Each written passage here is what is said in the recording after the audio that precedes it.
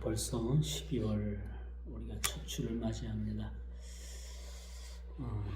날씨도 갑자기 많이 기온이 내려갔고 이젠 바야흐로 겨울입니다. 동절기를 우리가 맞게 되죠.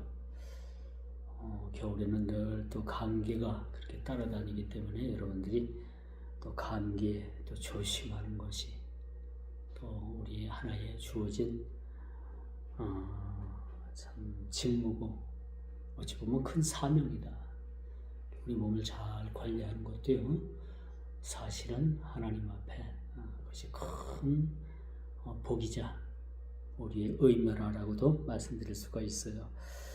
자, 이 12월 첫 주 우리가 맞이합니다만은 아무쪼록 이 12월 한 달도 우리가 주님과 더불어서 우리가 승리하는 그런 한 달, 그리고 또 이 한 달을 우리가 보내고 나면 또 새해를 우리가 맞이합니다.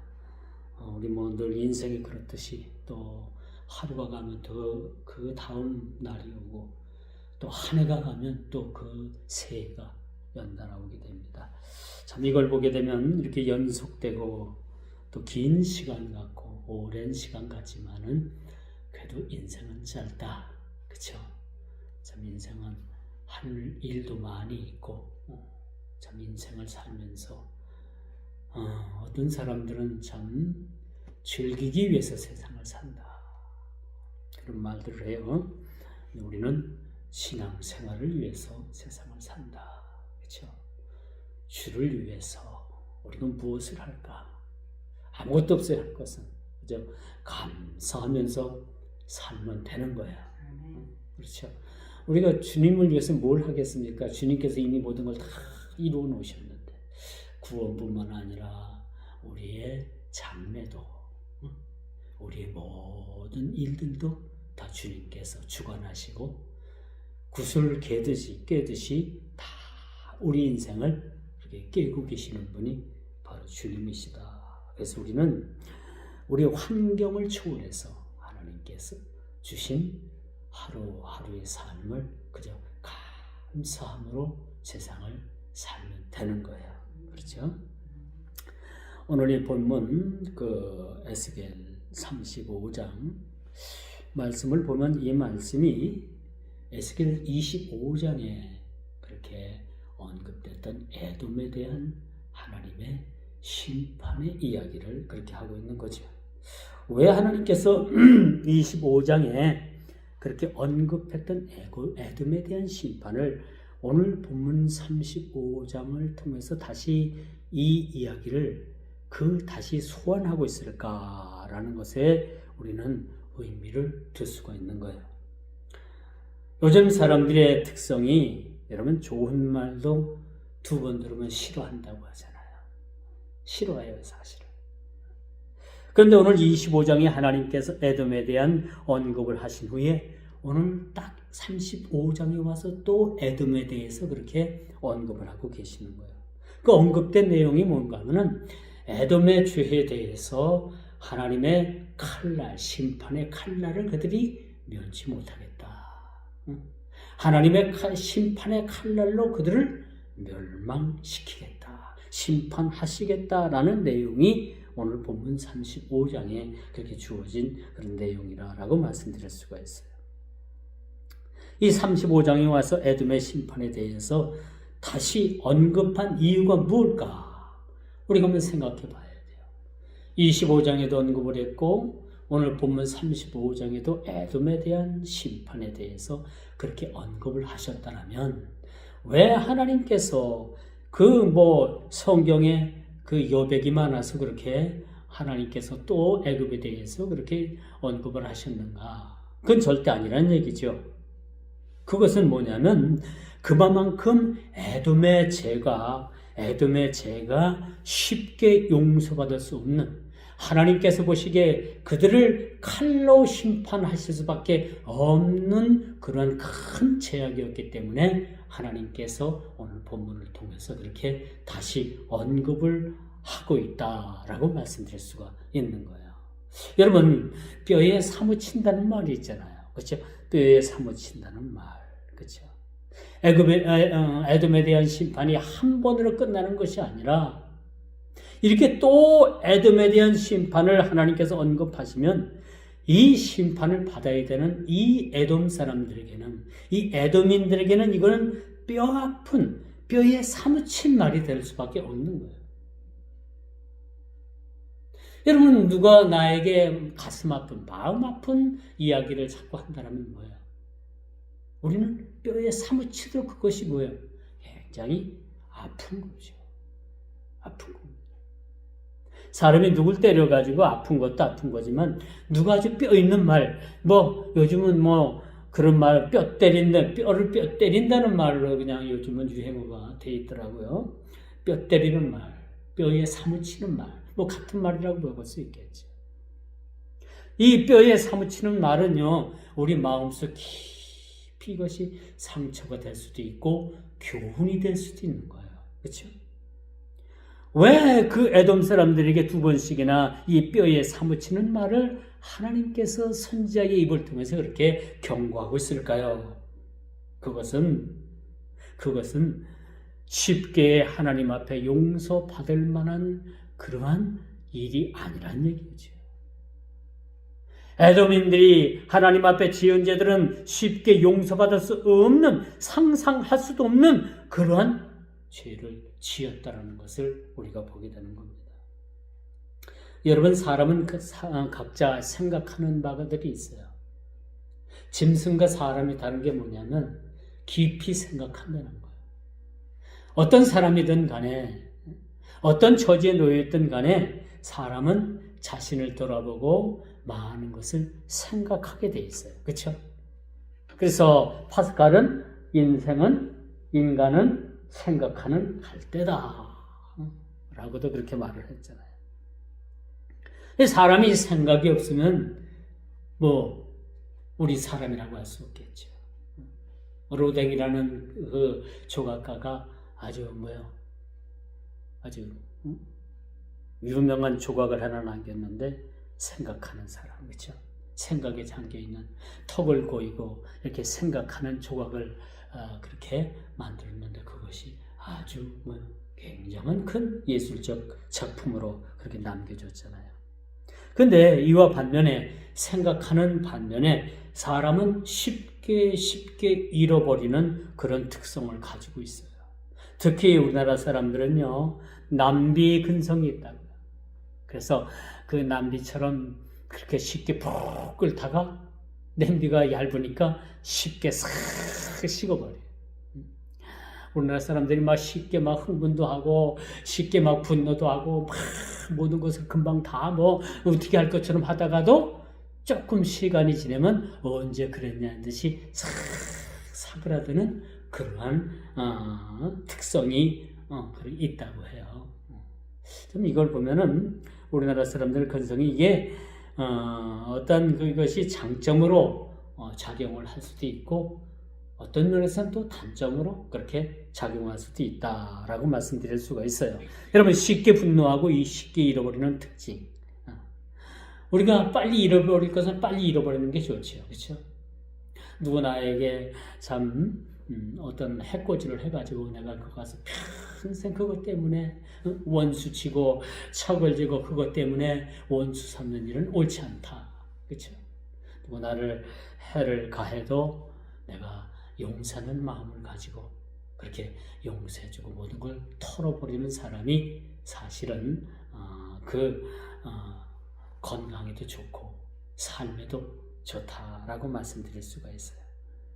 그러므로 여러분, 이렇게 쉽게 분노하고 쉽게 잃어버리는 거, 나쁜 일에는 쉽게 털어버려야 되겠죠. 그러나 우리가 교훈 삼을 것은 쉽게 털어버려서는 안 되는 거죠.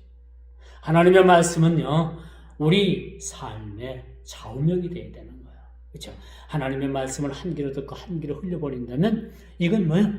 길가에 뿌리것인, 그래서 역할밖에 못한다는 거죠. 그러므로 여러분, 우리는 늘 왜 나에게 이런 고난이 다가오는가? 왜 에돔 사람들을 25장 더불어서 35장에 그렇게 에돔에 대해서 하나님께서 심판하실 수밖에 없나라는 것을 우리는 기억을 해야 돼. 우리 삶에 왜 하나님께서 한 번도 아니고 몇 번씩 나에게 이런 언급을 하시고 이렇게 언지를 주시고 깨닫게 하시고 이런 일을 만나게 하실까? 거기는 반드시 이유가 있다는 것을 우리는 기억을 해야 되는 거예요. 이란이 여러분 물부족으로 인해서 그 이란의 수도가 테헤란입니다. 테헤란. 그 테헤란에 1,000만 명이 넘게 그 도시에 사람들이 살고 있어요. 근데 지금 6년째 비담은 비가 오질 않아가지고 그 수도에, 그 테헤란이라는 그 나라 수도에 물이 없는 거예요. 먹을 물뿐만 아니라 심지어는 사용할 생활수마저도 지금 거의 바닥이 났다고 합니다. 7%가 8%밖에 없대요. 저수지에. 그러니까 그 이란 대통령이 테헤란을 떠나시오. 다 다른 데로 가시오. 그렇게 이야기까지 나온 것을 볼 수가 있습니다. 그 나라가요, 여러분 석유 매장량도 많아요. 석유도 얼마나 많이 그 땅속에 많이 있는지도 몰라요. 이런 나라가 이렇게 물 부족 때문에 한 나라가 지금 송두리째 큰 어려움을 겪고 있다고 볼 수가 있습니다. 이 나라가 여러분 올바른 지도자를 만났다면 참 살기 좋은 나라가 될 수도 있었을 거예요. 이란의 나라가 과거에 팔레비 왕조가 있었어요. 팔레비 왕조. 이 나라가 자유민주주의를 지향했던 나라예요. 자유민주주의. 그리고 여성들도 교육을 받고 또 여성들도 아주 그렇게 문명 속에서 그 나라가 참 문명을 꽃피웠던 나라인데 그 팔레비 왕조가 몰락을 하면서 호메니용이라는 그런 수염 흐옇게 나온 그 노인, 그분이 이슬람주의자거든요. 이 양반이 그 나라를 통치하기 시작하면서부터 나라가 급속도로 나라가 쇠락을 하게 됩니다. 그리고 많은 사람들에게 제재가 가해지죠. 특히 여성들은 학교도 가면 그런 것도 제재하고 이 두건 같은 거 안 쓰면 바로 잡아가고요. 여성들은 운전도 못하게 하고 이런 제재가 가해지고 심지어는 여러분 이 나라가 굉장히 뭐 때문에 지금 곤란을 겪고 있는가 하면 핵무기를 지금 만들고 있어요. 핵무기를 만들어가지고 어떻게든지 그 지도상에 있는 이스라엘을 없애겠다라는 국가적인 목적을 두고 지금 핵무기를 지금 개발을 하고 있어요. 몇 달 전에는 그 이스라엘과 미국에 의해 가지고 폭격을 받았어요. 그런데 그 핵폭탄 제조하는 과정은 아직도 보존하고 지금도 열심히 핵무기를 만드는 일에 몰두하고 있다랍니다. 그러니까 세계적인 경제 제재가 막 들어가는 거야. 북한처럼. 그러니까 잘 살 수가 있어요? 못 살잖아요. 석유가 그렇게 많은 나라임에도 불구하고 그 나라는 지금 엄청난 경제적인 그런 어려움을 겪고 있다라고 말씀드릴 수가 있는 거죠. 자, 이 나라가 어떤 나라였냐? 과거에 고대에 이스라엘 백성들이 바벨론으로 끌려가잖아요. 그렇죠? 근데 거기서 궁극적으로 바벨론으로 끌려갔을 때 이제 이 바벨론 왕국이 멸망을 하고 페르시아 왕국이 다시 나라가 서게 돼요. 그리고 페르시아 왕국의 고레스라는 왕이 그렇게 이제 등극을 하면서 이 고레스 왕이 이스라엘 백성들을 포로된 이스라엘 백성들을 다시 이스라엘로 돌려보내는 역할을 하게 되는 거예요. 이게 얼마나 멋진 왕이에요. 하나님께서 세운 왕이었죠. 물론 이방 왕이었어요. 그럼에도 불구하고 이 왕을 통해서 칙령을 내리고 1차, 2차, 3차에 걸쳐서 그 포로됐던 이스라엘 백성들을 다시 다 이스라엘로 보내서 거기 성을 쌓게 하고 다시 성전을 재건하는 일에 고레스 왕이 그렇게 큰 역할을 했다는 거예요. 이 이란의 그 조상 왕이 누구냐? 그들의 조상의 왕이 바로 고레스 왕이었던 거예요. 이런 과거의 찬란한 이스라엘과 아주 친밀한 관계를 가졌던 이 나라가 지금은 이스라엘을 없애려고 하는 핵무기를 어떻게든지 만들어가지고 이스라엘을 없애겠다라는 목적을 두고 그렇게 나라가 지금 운영이 되다 보니까 이 나라가 온전하겠냐는 얘기예요. 하나님께서 심판하시는 거예요. 여러분, 그렇게 큰 나라에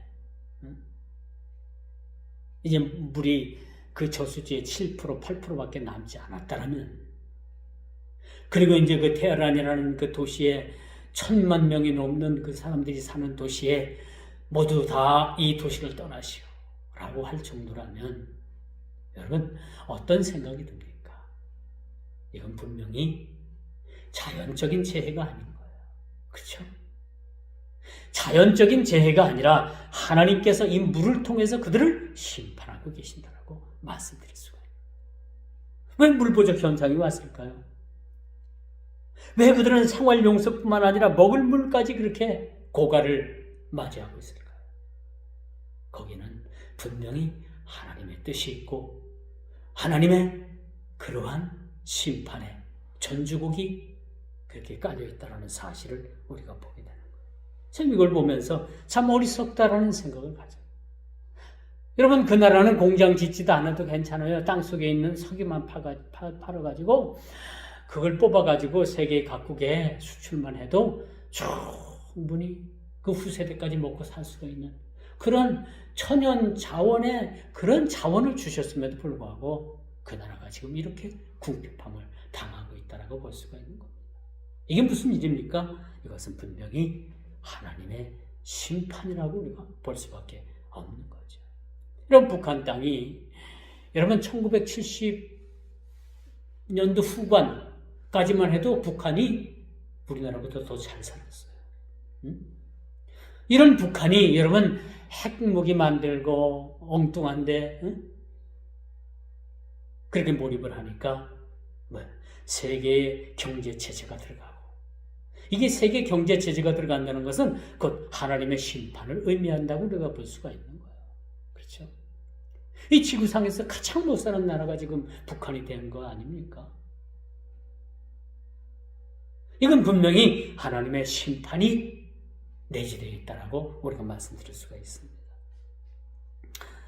그러므로 여러분, 이 기정사실화된 에돔의 심판은요, 이 심판이 우연히 일어나는 게 아니에요. 뭐 우연일 수도 있지. 비 안 오는 거 우연일 수도 있지. 근데 6년 동안 여러분, 물론 그 나라가 많은 비가 오는 나라는 아니에요. 그러나 충분히 그 한 해에 비가 오는 강수량을 통해서 나라가 유지될 수 있는 그러한 담수 시설도 있었고요. 그런데 그 담수 시설 같은 거를 이젠 좀 정리도 하고 보수도 하고 수도관도 고치고 해야 되는데, 그런데 돈을 쓰는 게 아니라 온통 어디다 돈을 쓰느냐? 핵무기 만드는데. 핵무기 만드는, 북한하고 똑같은 닮은 꼴이에요 사실. 핵무기 만드는데 지금 혈안이 되어 있다는 거죠. 그 핵무기 만들어서 뭐 하려고요? 뭐 하려고 그러는 거예요? 이 평화를 위해서 쓰겠다고 하는 겁니까? 아니죠. 사람 죽이고 나라 없이 하는데 이걸 쓰겠다고 하는 거예요. 그래서 여러분, 하나님의 심판은 우연이 아니라 반드시 어떤 일이든지 그 원인이 있음을 우리가 보게 되는 거죠. 왜 하나님께서 생명의 근원인 물의 근원에 씨를 말리셨을까? 왜 씨를 말리셨을까? 우리는 한번 생각해 봐야 되는 거죠. 왜 하나님께서 나에게 그런 고난을 주실까? 우리가 한번 생각해 봐요. 이유 없는 고난은 없습니다. 그렇죠? 왜 나만 받는 고난이라고 생각할 수도 있지만 우리 모두에게 다 고난이 되고, 우리 한 개인에게 다 고난이 있습니다. 그렇죠? 고난 없는 사람이 어디 있어요? 다 몇 가지씩은, 적어도 한두 가지씩은 다 고난을 가지고 있다는 얘기죠. 그래서 하나님께서는요, 악한 자들에게는 그 악한 행위를 통해서 하나님께서 심판하십니다. 그리고 선을 행하는 자에게는 하나님께서는 상을 베푸시는 분이 바로 하나님이신 거예요. 하나님께서 에돔을 미워하신 것은 끊임없이 선문의 나라를 탐하고 그의 백성들을 괴롭힌 결과라. 그러니까 오늘날 이란과 이스라엘과의 똑같은 판박이라고 우리가 볼 수가 있어요. 왜 선민의 백성을 없이 하기 위해서 핵무기를 만듭니까? 핵무기 아니어도 얼마든지 평화를 우리가 서로 공존하면서 서로 그렇게 평화롭게 지낼 수도 있는데 왜 하필 핵무기를 만들어가지고 우리나라 강원도 땅보다 조금 큰 그 땅, 여러분 세계 지도를 보면 이스라엘 나라는요 잘 보이지도 않아요. 점 하나에 점 하나. 물론 우리나라도 마찬가지죠. 이런 나라를 없애면 뭐하고 이런 나라를 또 핵무기로 그렇게 심판을 하면 또 뭐하겠습니까? 그렇죠? 근데 우리가 알 것은 이스라엘은 구약 역사에 보면 하나님께서 택하신 민족이었다. 오늘날 우리 신약으로 넘어와서 이 세계는 모두가 다 하나님께서 택하신 민족이지만, 그렇죠? 모두를 택했지만 그 택한 민족 중에서 하나님께서 선별해서 하나님께서 선택한 백성들이 있는 거예요. 그렇죠? 하나님께서 왜 이렇게 에돔을 미워하셨을까? 우리가 한번 다시 한번 생각해봐요. 끊임없이 그들은 이스라엘 선민 이스라엘을 탐했다고 했어요. 끊임없이 이스라엘에 대해서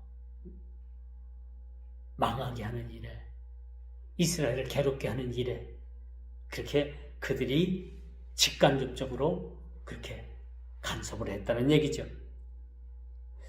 앞으로 다가올 미래는요, 우리 생활의 편리함이 점점점 여러분 아주 더해가는 시대에 살아요.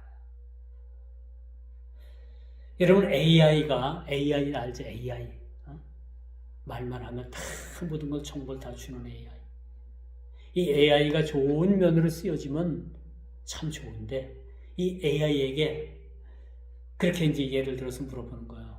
AI에게 오늘 어느 은행을 털려고 하는데 은행을 터는데 어느 시간이 가장 적절하겠어?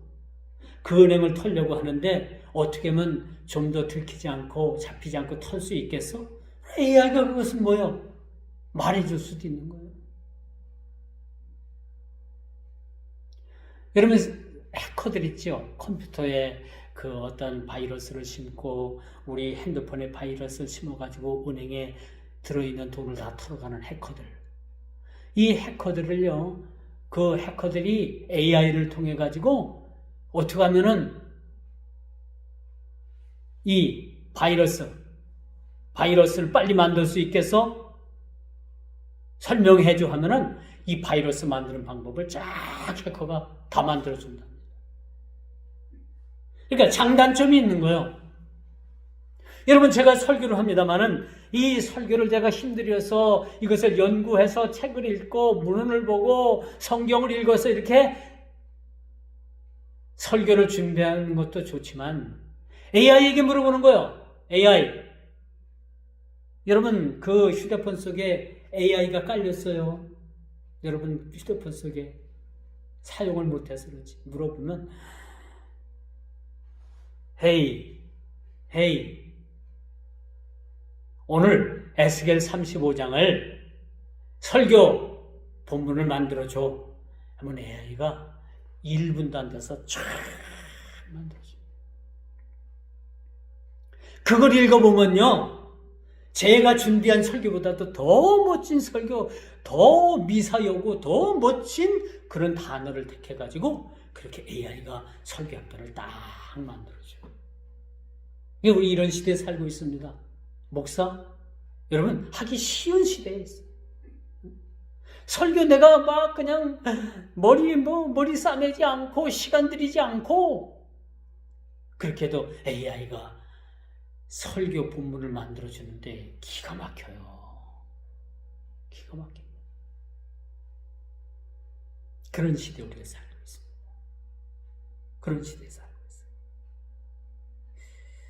그 반면에 여러분 이렇게 편리한 시대를 살면서 많은 사람들이 믿음에서 떠나가게 되는 거예요.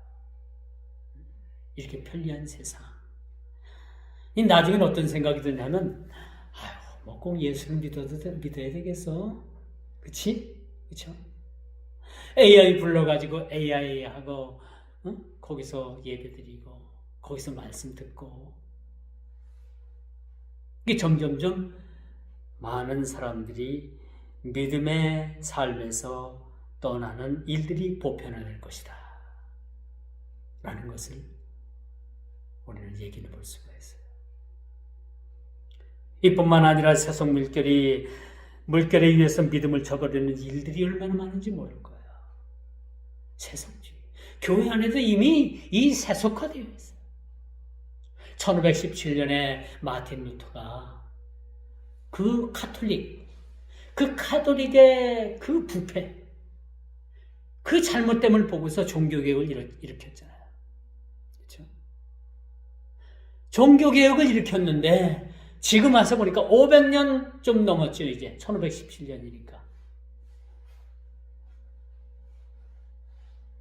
이런 시대를 지내오면서 오늘날 교회가 또 한 번 개혁하지 않으면은 오늘날 교회는 희망이 없다라고까지 이야기가 나오고 있어요.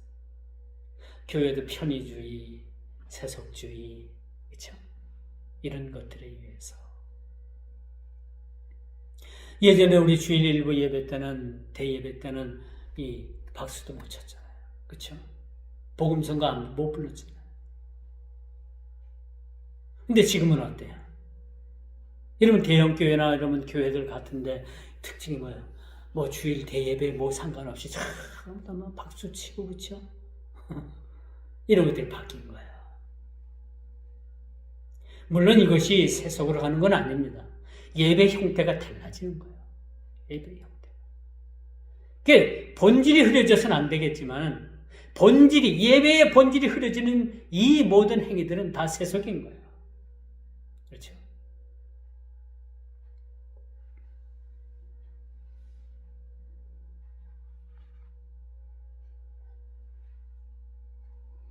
뿐만 아니라 이런 세상의 악법들이 신앙을 고사하는데 큰 어려움으로 다가올 수 있습니다. 여러분, 나라에서, 국가에서, 정부에서 자꾸 이 종교단체에서 이 국가 정치에 개입을 한다고 해가지고 종교를 해산할 수 있는 그러한 법을 만든다고 해요. 오늘날 이 기독교나 교회들이 자꾸 정치에 이래라 저래라 이 얘기가 나오면 종교 분리의 원칙에 의해서 종교를 해산시킬 수 있는 그런 법을 만든다고 합니다. 그런데 여러분, 종교 분리의 원칙을 많은 사람들이 오해를 하고 있어요.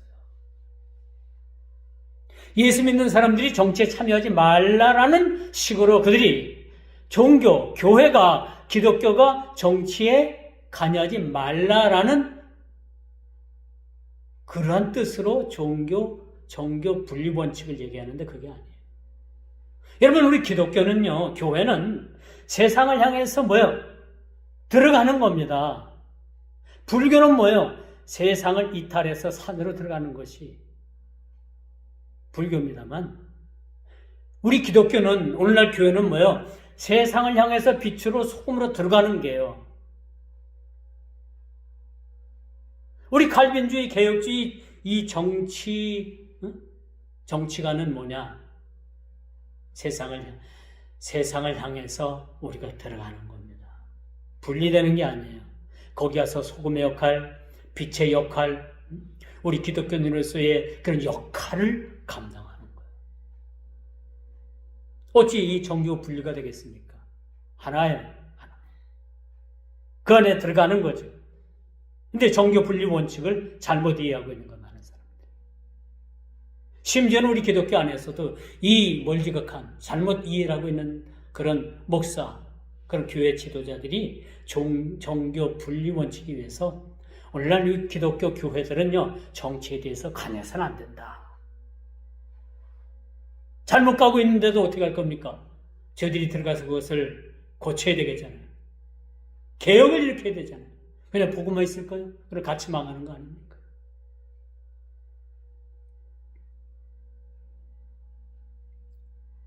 요즘 보면 전에 볼 수 없었던 세계적으로 공산주의 세력들이 지금 아주 특세를 합니다. 러시아가 전쟁을 일으켰잖아요. 그렇죠? 전쟁을 일으켜서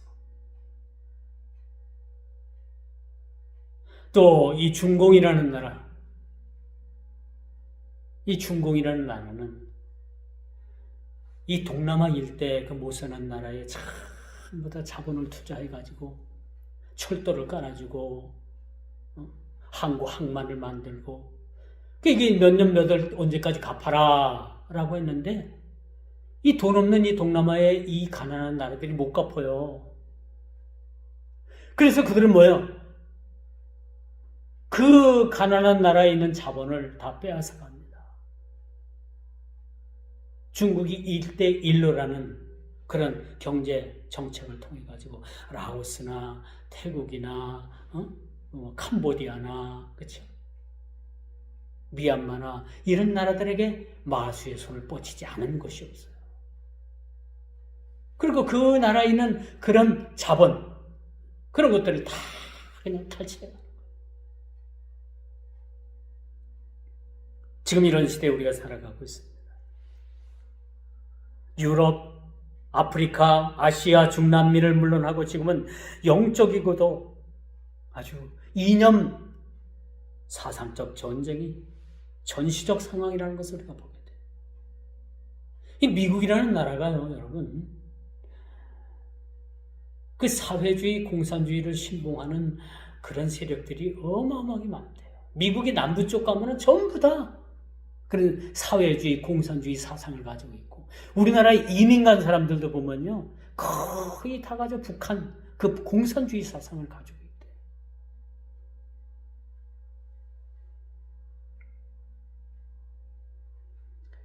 지금 미국이라는 나라도 지금 심각합니다.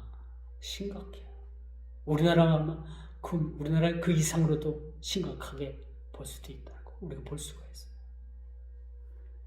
이런 시대에 우리가 살아가고 있습니다. 그러나 분명한 것은 오늘 본문 말씀을 보면요, 에돔의 멸망을 분명하게 이야기하고 있다는 겁니다.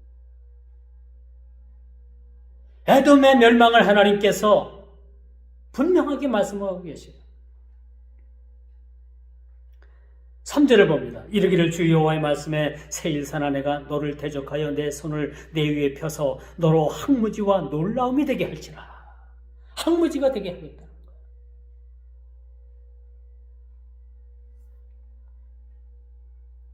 그래서 에돔의 기원은 에돔이라는 나라가 보통 어떤 나라길래, 어떤 부족이길래, 어떤 족속이길래 이렇게 하나님께서 칼로 심판하시겠다고 하시는가? 이 에돔의 기원은요, 가인의 후손이에요. 가인. 하나님께서 그 아담과 이브에게 하와에게 자식을 주셨는데 가인과 아벨을 두 아들을 주었잖아요. 근데 가인이 아벨을 시기해가지고 돌로 쳐서 아벨을 죽였어요. 들판에서. 이게 인류의 최초의 살인입니다. 살인 사건이 어디서 일어났냐면 형제간에 일어났어요. 이게 인류의 최초의 살인 사건이에요. 가인이 아벨을 돌로 쳐서 죽였죠. 그리고 하나님께서는 이 가인을 그 이스라엘의 계보에서 하나님께서 주신 계보에서 쫓아내버렸어요. 쫓겨난 거죠. 이 가인의 후손이 바로 에돔 사람들이었던 거예요.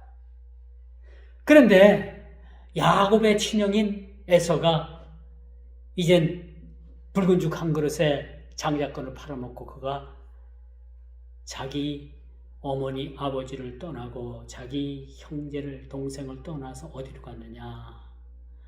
이 에서가 에돔 족속이 거하는 세일산으로 들어가게 되는 거예요. 그리고 그 에돔 족속이 그때까지만 해도 뭐 별 볼 일 없었는데 이 에서라는 사람이 거기 들어가 가지고 그냥 큰 나라를 일으켰어. 이것이 바로 에돔 족속입니다. 그리고 나서 이 에돔이라는 나라는 끊임없이 이스라엘에 대해서 큰 원한을 갖게 되는 거예요. 원한을 갖게 돼요. 북한이 남한을 원수대하듯 하죠. 얼마 전에는 야, 이제는 너희하고 나하고는 우리하고는 통일할 것도 없어. 너희는 너희대로 살고 우리는 우리대로 살고 그냥 두 체제 국가로 그냥 확실하게 선을 긋자. 그래가지고 이 북한에는요, 북한에도 얼마 전까지만 해도 그들의 그 국가의 목적이 뭐였냐면 통일이었어요. 물론 우리의 통일하고는 달라요. 무력 통일입니다. 적과 야욕을 통해서 무력으로 통일하는 통일이었는데, 이젠 그 북한이 통일이라는 그런 북한에서 쓰는 그런 낱말들을 다 없앴다고 해요. 옛날엔 통일력도 있었고 뭐 통일모도 있었고 했는데 그런 걸 다 없앴다고 합니다. 통일 안 하겠다 이거예요. 통일 안 하고 너희들은 너희들대로 살라. 우리는 우리대로 산다. 다만 너희들이 우리를 안 건드리면 우리는 너희들 전쟁은 안 하는데, 만약에 남한 너희들이 우리를 건드리면 전쟁을 통해서 너희들을 처벌하겠다. 그런 이야기를 한 모습을 보게 됩니다. 이렇게 같은 말을 하고 같은 민족으로 수천 년 함께 지내온 이들이 어쩌다 이 지구상에서 가장 미워하는 그러한 원수가 된 사이가 되었을까요? 오늘날 이 남북한의 문제를 보면서 에돔과 이스라엘의 문제를 보는 거예요. 에돔과 이스라엘은 이렇게 철천지 원수와 같은 그러한 모습으로 그렇게 지내게 된 거죠. 그 이스라엘에 어떤 일이든지 이스라엘이 멸망하는데 에돔이 간섭을 하게 되는 거예요. 그러면서 이스라엘이 망하는 일이라면 에돔이 아주 발벗고 나서는 사람들이었다는 걸 보게 되는 거예요. 이걸 하나님께서 가만히 보니까 괘씸하거든요. 그래서 하나님께서 에돔을 멸망하시기로, 멸망의 칼로 그들을 멸망케 하겠다라고 그렇게 말씀하고 계시는 모습을 보게 됩니다. 아마도 이 남한과 북한은요, 통일되기는 그렇게 쉽지 않을 것 같아요. 아마도 우리 주님 오시는 그날도, 우리 주님 오셔도 이 남북한 문제는 해결되지 않을까, 그런 생각까지도 해요. 우리 주님 오셔가지고 남북한 문제의 통일해, 그렇게 해도 안 할 것 같아요. 이렇게 척을 지고 우리가 살아갑니다. 마치 에돔과 이스라엘이 이런 상황까지 놓여 있었다는 거예요. 그러므로 하나님께서 간섭하셔가지고 에돔을 멸망시키기로 했다는 거예요. 이게 오늘 본문이 우리에게 주어지는 그런 말씀이라고 보게 되는 거죠. 이스라엘과 에돔의 관계가 하나가 될 수 없는 것이 오늘 본문 보니까 한을 품었다고 해서 한을 품었다. 우리 그 옛말에 그런 말이 있잖아요. 여인이 한을 품으면 온유울에도 서리가 내린다. 마치 이런 한을 품게 된 거예요. 어떻게 하면 이스라엘을 멸망시킬 수 있을까? 응? 오늘날 이란이 그렇잖아. 제가 언급했습니다만 이란이 어떻게 하면 이스라엘을 멸망시킬 수 있을까? 이제 머지않아 또 이스라엘과 이란이 충돌을 한답니다.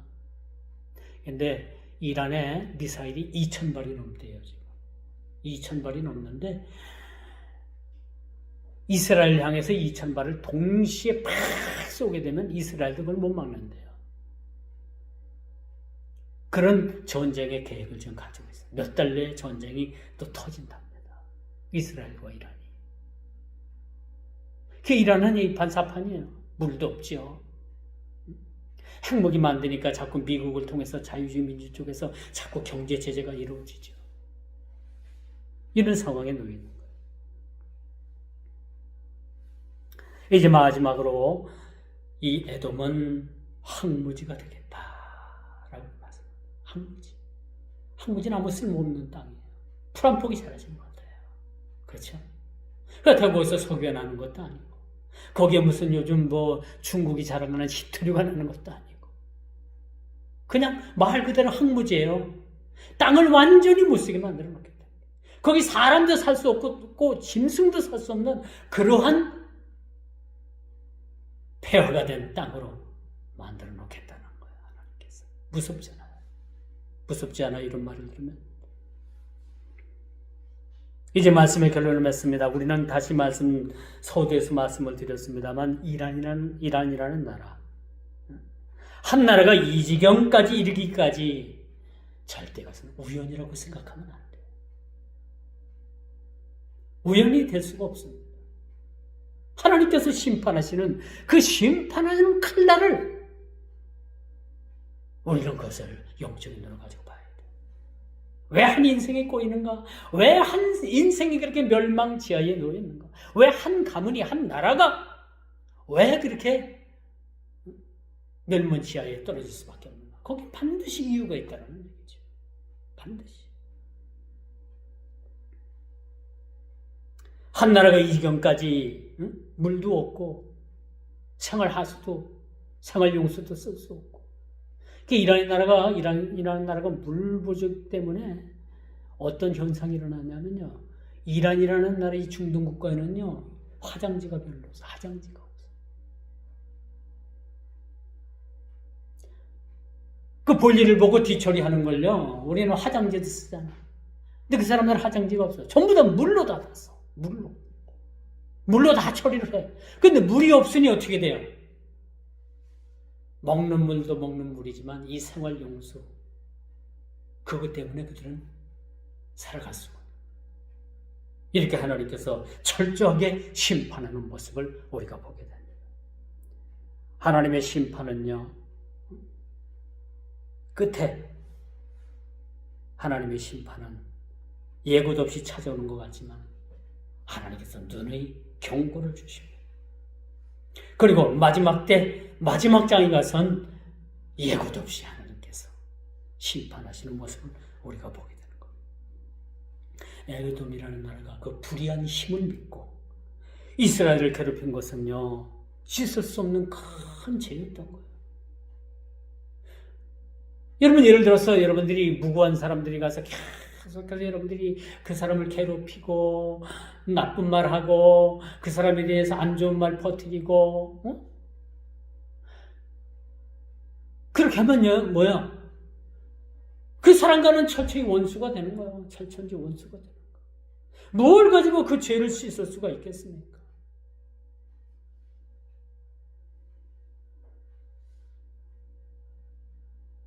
하나님의 심판은요, 하루아침에 여러분 다 불타 없어지고 마는 거예요. 이렇게 하나님의 심판은 우리가 상상을 초월한다는 것을 우리는 기억을 해야 됩니다. 그것이 불의한 자들을 심판하시는 하나님의 방법이었습니다. 우리가 잘 알잖아요. 성경은 뭘 얘기하고 있어요? 선하게, 착하게 그렇게 하나님의 일들을 그 청지기 사는 걸 잘 감당한 자들에게는 상을 베푸시고, 악한 것을 심고 악한 일들을 도모하는 자들은 하나님께서 반드시 심판하시는 거예요. 선한 사람들에게 하나님께서 상을 주시고, 악하고 그런 자들에게는 하나님께서 심판하신다. 인과 유래 법칙인 거예요. 인과 유래 법칙. 심은 대로 거두는 거예요.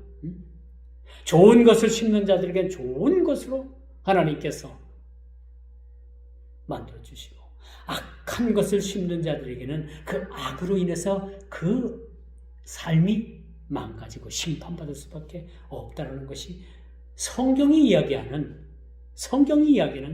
그런 말씀이라고 우리가 볼 수가 있습니다.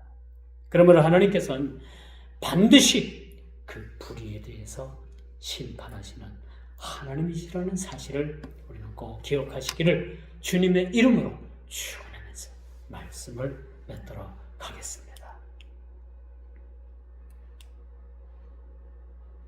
기도합니다.